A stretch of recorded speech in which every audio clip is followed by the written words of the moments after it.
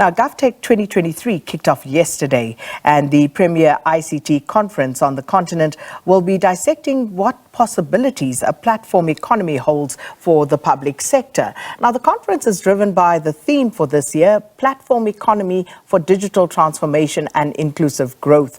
Now, it's being held at the Durban International Convention Centre, and we cross now to our reporter Katlego Legodi, who's there.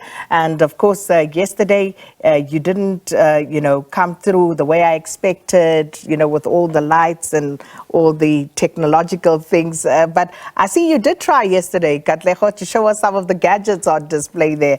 Good morning, and please talk to us about what to expect today as well, among other things.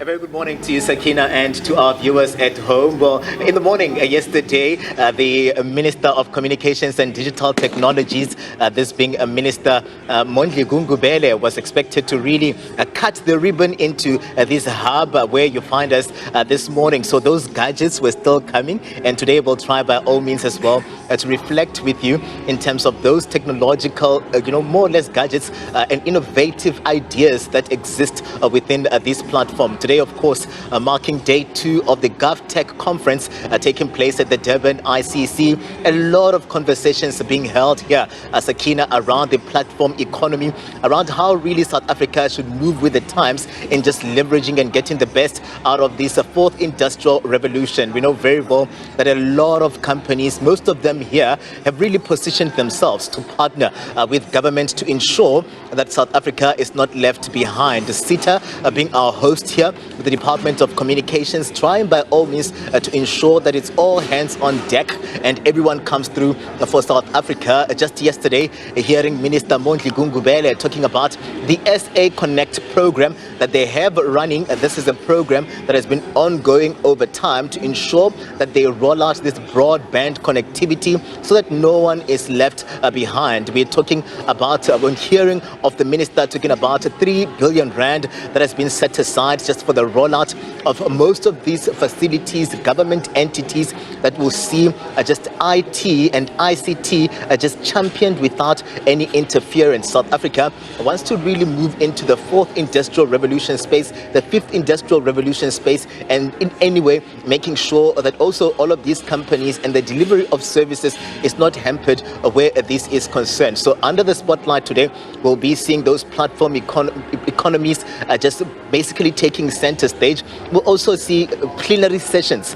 when you look at how today has been structured. Yesterday we had speeches, but today we'll see just these men and women gathered here go straight into plenary sessions to just more or less thrash out issues in terms of what we can expect from day 2 of GovTech. One of the things that came out and issues that was punted upon yesterday was the role of women within this space, and we saw it fit as the SABC to start it off with powerful women that are in this platform. I have Moho Kabi, who's here with me, coming through from Proceed Group, who joins us this morning to just give us a sense of the role of women really within the ICT space. We know that we're trying to close the gaps as much as we can, but we've seen that women are trying by all means to position themselves. Welcome to the SABC Waffle. Thank you for having me. Let's talk about Proceed ICT or Proceed Group. Let's talk about the company first, and then we'll go into issues, because there's a lot that really needs to be unpacked in terms of the role of women, especially within this platform. Tell us about you guys, platform Proceed Group. What do you guys do there? What innovative measures are you bringing to the table where this conference is concerned? Well, thank you for having me, Katlego. Basically, Proceed Group, we've been operating for many years. We have presence locally as well as internationally. We're in the business of transforming organizations, into more profitable, as well as also assisting them in running effectively and efficiently through basically turning their big data into a strategic asset.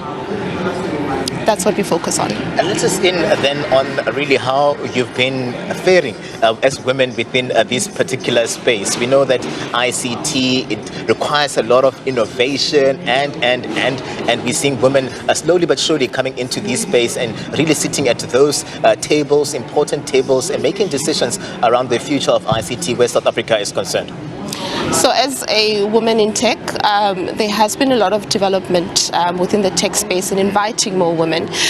We've also been part of the process of actually creating competent women in tech, and it has been extremely challenging, I must say, because as you know, it's a male-dominated industry. But through partnerships and working together and sharing insights, we've been able to come through various challenges that a lot of organizations have been having in the tech space.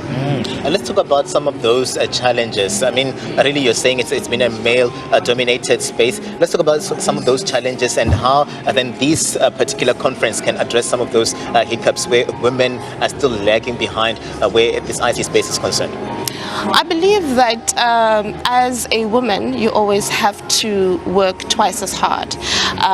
You have to ensure that your voice is heard. And it's very important that throughout the process, you actually have the correct mentorship. And you also have the mindset of actually working together in ensuring that your opinions, your objectives of what you want to achieve is actually driven across. So I believe that from a performance perspective, you always have to stand out. We always have to work hard, and that's often one of the challenges that we have as women. As you know, we're very detailed. Means we take long to make decisions. However, we're very meticulous in how we actually solve problems. And I think the key thing is we are committed in solving problems for organizations. Moho is here, and she's here with a lot of women that are looking to ensure that they occupy this space as well, and they are counted. A lot of them will be engaging in some of those plenary sessions that we'll see take place here today. But hey, let's take a quick ad break. When we come back, Morning Live continues.